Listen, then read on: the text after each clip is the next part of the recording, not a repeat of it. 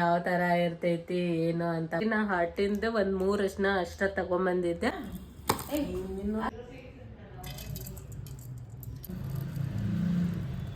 ಉದ್ದಿನ ಬ್ಯಾಳಿ, ಜೀರಿಗೆ, ಸ್ವಲ್ಪ ಎಣ್ಣೆ ಹಾಕುತ್ತೇನೆ.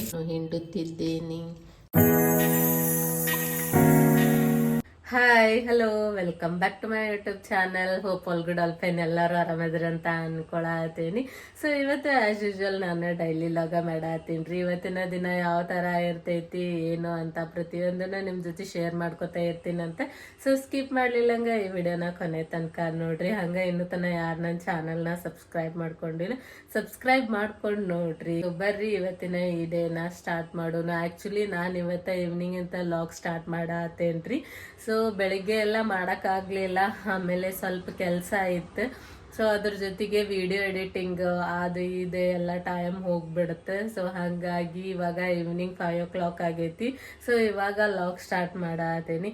ಸೊ ಬರ್ರಿ ಈವ್ನಿಂಗ್ ರೊಟೀನ್ ಯಾವ ಥರ ಇರ್ತೈತಿ ನಂದು ಅಂತ ನೋಡೋಣ.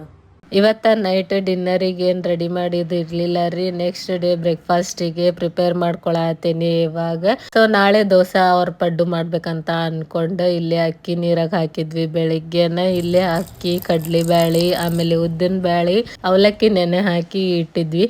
ಸೊ ಅವಲಕ್ಕಿ ಆದ್ರೂ ಇಡ್ಬೋದು, ಚುಮ್ಮರಿ ಆದ್ರೂ ನೆನೆ ಹಾಕಿ ಇಡ್ಬೋದು ನೋಡ್ರಿ. ಸೊ ಇಷ್ಟು ನೆಂದಾದ್ಮೇಲೆ ಅದನ್ನ ಮಿಕ್ಸಿ ಮಾಡ್ಕೋಬೇಕು. ಹಂಗಾಗಿ ನಾನು ಇಲ್ಲೇ ಮಿಕ್ಸಿ ಮಾಡ್ಕೊಳತೀನಿ. ಆಲ್ಮೋಸ್ಟ್ ಆಲ್ ಫುಲ್ ಸಣ್ಣಗುವಂಗ ಮಿಕ್ಸಿ ಮಾಡ್ಕೊರಿ.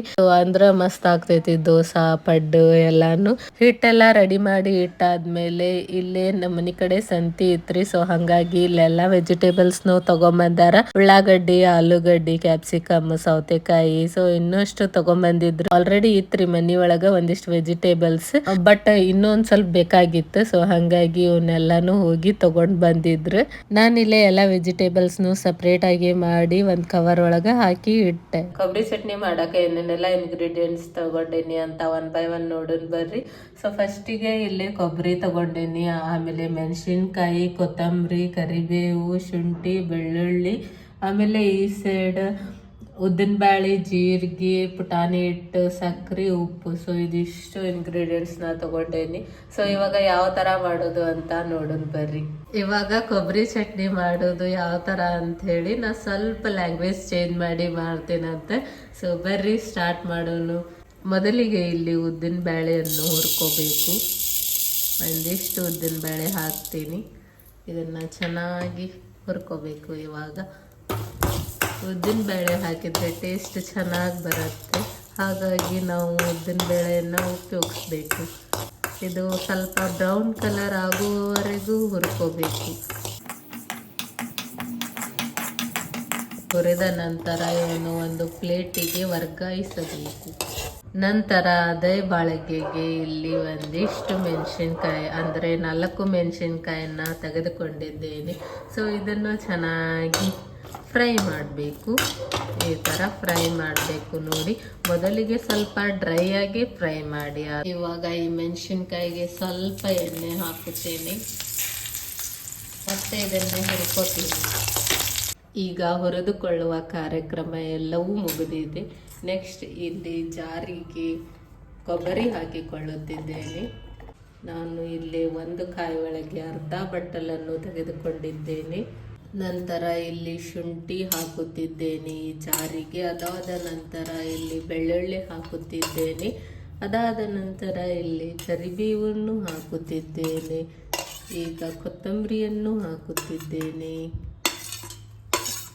ಇವೆಲ್ಲ ಇಂಗ್ರೀಡಿಯೆಂಟ್ಸ್ ಹಾಕಿದ ನಂತರ ಜೀರಿಗೆಯನ್ನು ಹಾಕುತ್ತಿದ್ದೇನೆ. ನಂತರ ಇಲ್ಲಿ ಪುಟಾಣಿ ಹಿಟ್ಟನ್ನು ಹಾಕುತ್ತಿದ್ದೇನೆ. ಅದಾದ ನಂತರ ಇಲ್ಲಿ ಉಪ್ಪು ಮತ್ತು ಸಕ್ಕರೆಯನ್ನು ಹಾಕುತ್ತಿದ್ದೇನೆ.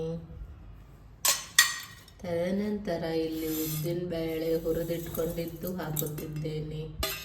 ನಂತರ ಮೆಣಸಿನ್ಕಾಯಿ ಹುರಿದಿಟ್ಕೊಂಡಿರೋದನ್ನು ಹಾಕುತ್ತಿದ್ದೇನೆ. ಲಾಸ್ಟಿಗೆ ನಾನು ಇಲ್ಲಿ ನಿಂಬೆ ಹಣ್ಣನ್ನು ಹಿಂಡುತ್ತಿದ್ದೇನೆ. ಎಲ್ಲ ಇಂಗ್ರೀಡಿಯೆಂಟ್ಸ್ ಹಾಕಿದ ನಂತರ ಇದನ್ನು ಕ್ಲೋಸ್ ಮಾಡಿ ಇವಾಗ ಪೇಸ್ಟ್ ಮಾಡಿಕೊಂಡು ಬರುತ್ತೇನೆ. ಆವಾಗ ಚಟ್ನಿ ಆಗುತ್ತದೆ. ಇವಾಗ ಈ ಥರ ಪೇಸ್ಟ್ ರೆಡಿಯಾಗಿದೆ. ಇದನ್ನು ಒಂದು ಬಟ್ಟಲಿಗೆ ತೆಗೆದುಕೊಳ್ಳುತ್ತಿದ್ದೇನೆ.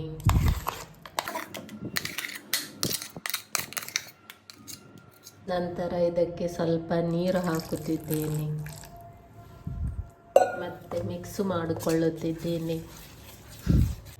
ಇಲ್ಲಿ ಒಗ್ಗರಣೆಗೆ ಸ್ವಲ್ಪ ಎಣ್ಣೆಯನ್ನು ಹಾಕಿಕೊಳ್ಳುತ್ತಿದ್ದೇನೆ. ಈಗ ಈ ಎಣ್ಣೆಗೆ ಸಾಸಿವೆ ಮತ್ತು ಕರಿಬೇವನ್ನು ಹಾಕಿಕೊಳ್ಳುತ್ತೇನೆ. ಇದು ಹಾಕಿದ ನಂತರ ತೋರಿಸುತ್ತೇನೆ, ಇಲ್ಲವಾದರೆ ಕ್ಯಾಮರಾ ಹಾಳಾಗುತ್ತದೆ. ಈಗ ಕರಿಬೇವು ಮತ್ತು ಸಾಸಿವೆ ಒಗ್ಗರಣೆ ಮಾಡಿಕೊಂಡಿದ್ದು ಆಗಿದೆ. ನಂತರ ಈ ಒಗ್ಗರಣೆಯನ್ನು ಚಟ್ಟಣಿಗೆ ಹಾಕಿಕೊಳ್ಳುತ್ತಿದ್ದೇನೆ. ಇದನ್ನು ಚೆನ್ನಾಗಿ ಮಿಕ್ಸ್ ಮಾಡಿಕೊಳ್ಳುತ್ತಿದ್ದೇನೆ. ಈಗ ರೆಡಿ ಆಯಿತು ಸೂಪರ್ ಡೂಪರ್ ಚಟ್ನಿ. ಆ್ಯಕ್ಚುಲಿ ಇದು ಭಾಳ ಚಂದ ಐತೆ ನೋಡ್ರಿ. ನಾನು ಇದನ್ನ ಲಾಸ್ಟ್ ಲಾಗ್ನಾಗ ತೋರಿಸಿನಂತ ಅನ್ಸಾದೈತೆ ನಂಗೆ, ವರಮಹಾಲಕ್ಷ್ಮಿ ಹಬ್ಬದ ಲಾಗ್ನಾಗ. ಸೊ ಈ ಥರ ಐತಿ ಹಾರ್ಟಿಂದ ಅರ್ಶಿನ ಕುಂಕುಮದ. ಆ್ಯಕ್ಚುಲಿ ನಾ ಹಾರ್ಟಿಂದ ಒಂದು 3 ಅರ್ಶಿನ ಅಷ್ಟ ತಗೊಂಬಂದಿದ್ದೆ. ಅಲ್ಲಿ ರೌಂಡ್ ಶೇಪಿಂದ ಒಳಗೆ ಒಂದು ಅರ್ಶಿನ ಕುಂಕುಮದ ಉಳ್ದೈತ್ರಿ. ಆಮೇಲೆ ಹಾರ್ಟ್ ಶೇಪಿಂದ ಏನೈತಲ್ಲ, ಸೊ ಅದ್ರೊಳಗೆ ಇನ್ನೂ 2 ಉಳ್ದಾವು. ಸೊ ಇದನ್ನು ಯಾರಾದರೂ ಬಂದಾಗ ಅರ್ಶಿನ ಕುಂಕುಮದ ಸೆಟ್ ಕೊಡ್ಬೇಕಂತ ಅಂದ್ಕೊಂಡೇನಿ. ಸೊ ನೋಡುನು, ಯಾವುದಾದ್ರೂ ಫಂಕ್ಷನ್ ಇದ್ರೆ ಅವಾಗ ಕೊಡ್ಬೇಕು.